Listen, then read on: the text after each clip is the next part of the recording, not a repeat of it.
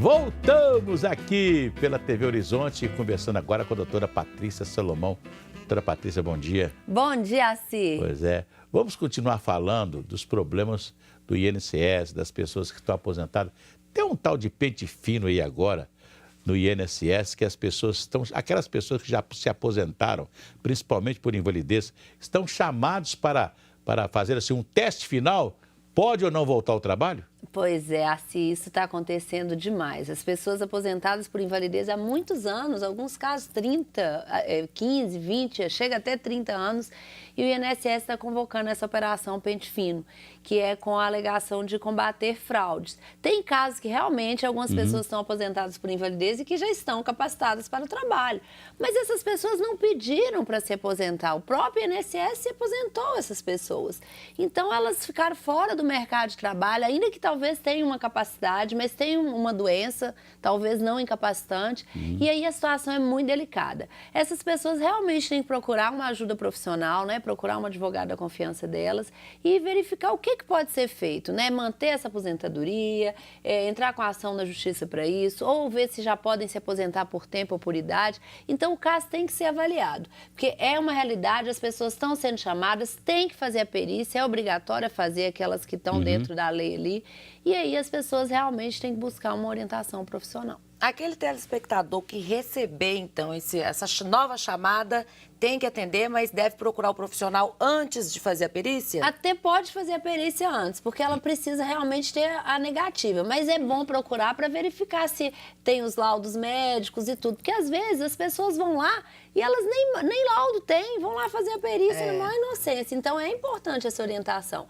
Mas tem que fazer a perícia. E depois disso tem que agir realmente buscando orientação. Eu fico me lembrando aqui, eu tenho uma irmã que ficou praticamente torta por causa da coluna, né? E ela começou a ter problemas seríssimos de saúde. Custou se aposentar pelo INSS, o INSS, ela não passava nas perícias porque, mesmo mostrando a curvatura dela, né? Ela ficou curva.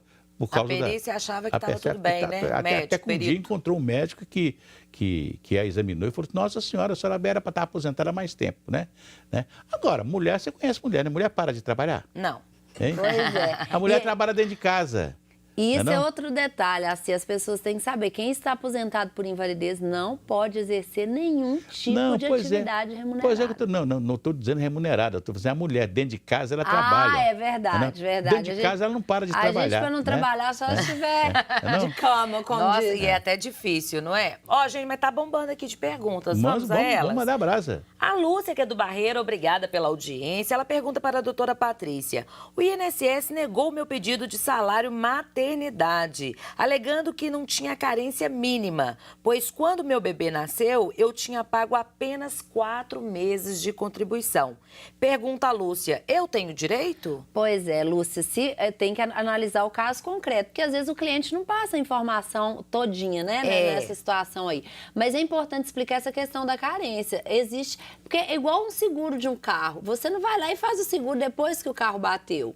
Não vale, né? Exatamente, vai lá e faz o seguro. Então, a Previdência tem essa questão da carência mínima para alguns benefícios. Plano de saúde também, Exatamente, também você não pode ir lá depois que está doente, se ela tivesse, antes de ficar grávida, começasse a pagar... Ela teria que ter 10 contribuições. São 10? 10 antes do parto para contribuinte individual. Então, ela tinha só 4. Quando é empregada, não há essa carência. Mas no caso dela, teria que ter as 10 contribuições. Exatamente por isso. Senão a pessoa vai lá, fica grávida, começa a pagar...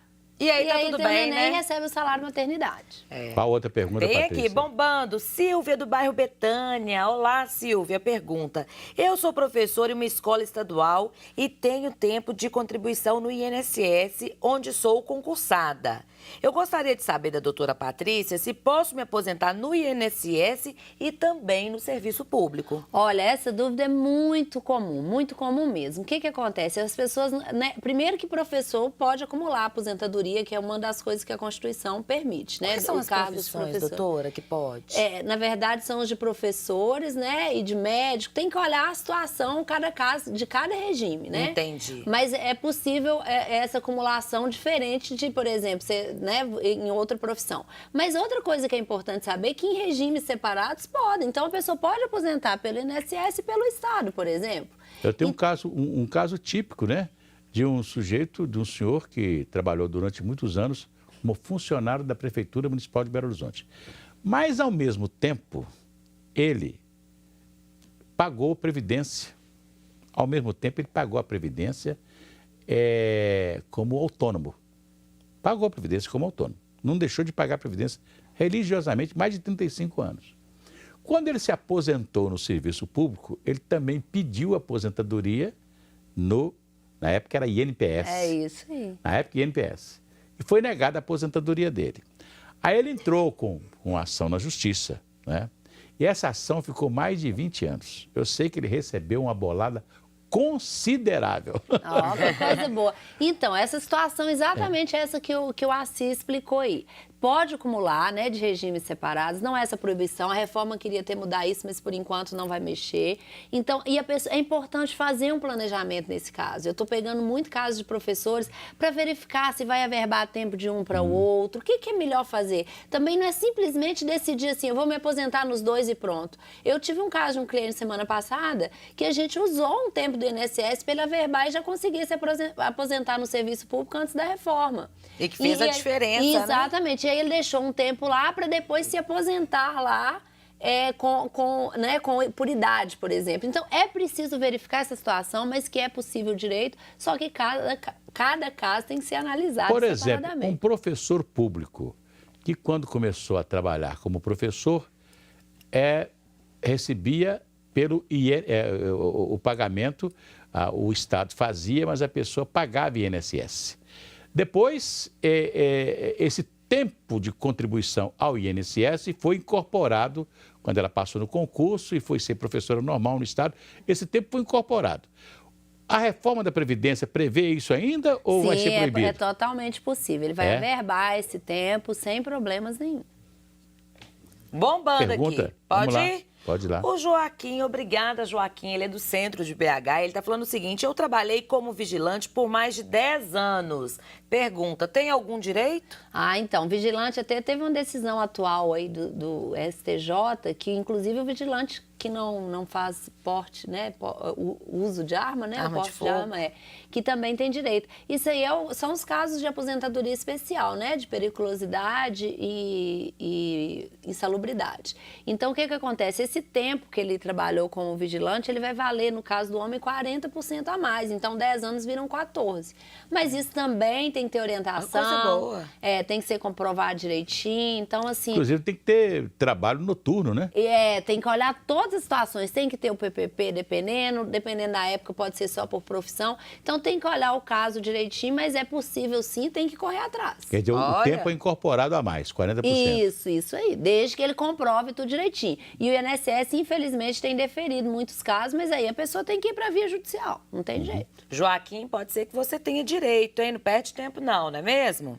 Tem a pergunta aqui do Almir. O Almir é de Santa Luzia. Alô, Santa Luzia. Estou afastado do trabalho e estava recebendo o auxílio doença, mas o INSS cancelou o benefício. E agora, doutora Patrícia, o que eu tenho que fazer? Olha, Almir, infelizmente, isso é o que a gente mais recebe todos os dias. É meio que, digamos, o carro-chefe do escritório. É a maior procura, né? Porque realmente a pessoa está lá recebendo auxílio doença. Aí um ano, quando ela vai lá pedir o primeiro, tende a ser deferir e tal, mas de repente ela não melhorou, a empresa não aceita ela de volta, o médico do trabalho fala que ela não está capacitada, mas o INSS indefere o benefício e pronto. E aí a pessoa só resta para ela a via judicial, não tem jeito, tem que procurar realmente, aí tem que olhar direitinho, olhar os laudos periciais, se for o caso levar um médico assistente técnico, fazer da melhor forma possível para tentar que esse benefício seja mantido. É dureza, né? O advogado, no caso da senhora, a senhora pode, por exemplo, exigir uma perícia fora do ambiente da perícia para comprovar que a pessoa está realmente com problemas e não pode voltar? A justiça já faz, né? Já tem os peritos judiciais que fazem essa perícia lá. Então, é separado do INSS, e o INSS leva um assistente técnico dele, né? Um médico perito dele. Sei. E a pessoa pode levar um médico dela também. Porque aí, ali vai ficar mais fácil ter um laudo favorável a ela, né, Assi?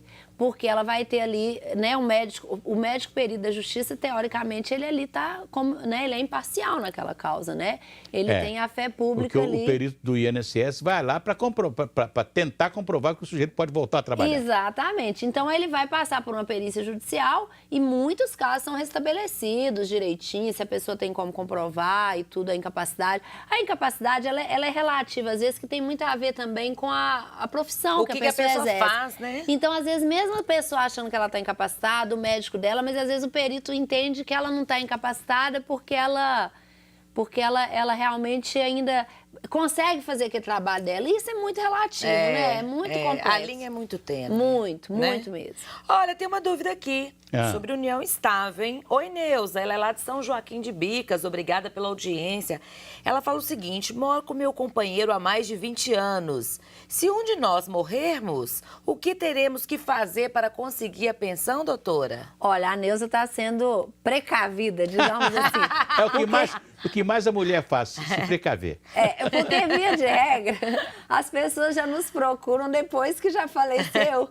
E aí eu fui pedir a pensão no INSS e foi indeferida porque falou que eu não tenho documento para comprovar a união estável. A Neuza já está pensando na coisa antes. Cuidado, mas ela hein, falou Neuza? que é o caso dela ou do marido, hein? Então, o que acontece? Isso é muito importante, essa procura antes. Por quê? Porque a pessoa precisa ter comprovação documental, além da testemunha. Então, por exemplo, é importante que o casal tenha uma conta conjunta. Então, se não quiser fazer um documento de união estável no cartório, que pelo menos tenha comprovando de endereço em nome dos dois. A maioria, às vezes, não tem. Não tem, não chega a E nada, aí né? fica muito complicado comprovar. Só por fotos não vai, né? Exatamente. Então, comprovando de endereço, é importante ter esse cuidado. Vai lá e muda uma das contas para em nome de um, né? Conta de luz, conta de água, aluguel, né? Seja o que for. Conta conjunta no banco, abre uma conta e fica com os dois. Seguro, se fazem seguro de vida, coloca. Eu acho que o marido da Neuza não vai querer fazer seguro de vida, mas não. ele tem que fazer para ele também, porque se a Neuza falecer? Doutora Patrícia, a senhora me manda novamente para os anos 70, quando nós começamos a campanha de emancipação da mulher. Foi praticamente em 70, né? Começou nos anos 60. Outro dia, né, a gente? campanha de emancipação da mulher, né? E então o Diremando Pinheiro era um cantor de sambas, né? E que estava sendo entrevistado num programa da Rádio Jornal do Brasil. Aí o locutor perguntou, Simão Cury, que era saudoso Simão Cury, falou assim: ô Diremando, você que é um sambista, que gravou tanta coisa bonita e tal, e etc. Porque antes a música era sempre o homem reclamando da mulher, né? Só reclamando. Fazendo. Aí, o que você está achando dessa campanha de emancipação da mulher? Ele falou assim: ô Simão, eu sou meio burro. Você podia trocar isso para mim em miúdos? Aí ele falou assim: é a mulher ter os mesmos direitos dos homens. Então, muito justo, muito justo. A mulher lá em casa morreu, só deixou a casa para outra arrumar. Eu não tive direito a nada.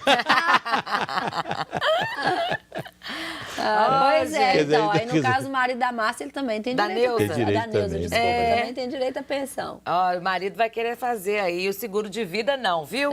Então, gente, tem mais perguntas aqui. Luzia, oi Luzia, obrigada pela audiência do bairro São Benedito. Tá falando o seguinte: meu pai é aposentado, está acamado. Ele tem direito ao acréscimo de 25% na aposentadoria? É um direito que muita gente não conhece, né? As pessoas, quando elas estão...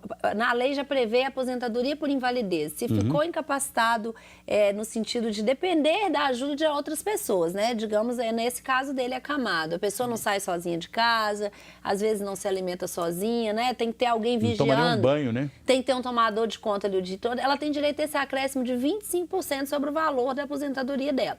Mas a lei e o INSS só defere para os casos de aposentados por invalidez. As demais aposentadorias... Tem esse detalhe aí. As demais estão numa briga na justiça. Os processos estão suspensos e aguardando decisão Se é final um direito do ver. aposentado, ou seja, aposentado por invalidez ou não, a pessoa está necessitando. Pois é, porque é uma lei injusta, né, assim? Aí os outros, e o aposentado por idade, o aposentado por tempo, e o pensionista... É como um home care no plano de saúde, né? Exatamente. Então, isso aí e as pessoas têm que correr atrás, sim. Doutora Patrícia Salomão, o nosso tempo venceu. Deixa o seu telefone aí, por favor. 3221-9497. 3221-9497. Patrícia, Joe, até amanhã. Gratidão e alegria. Um abraço pro Luiz de Betim, tá mandando um abraço para você. Obrigada. Um abraço a todos. Um abraço, saúde para vocês e até amanhã.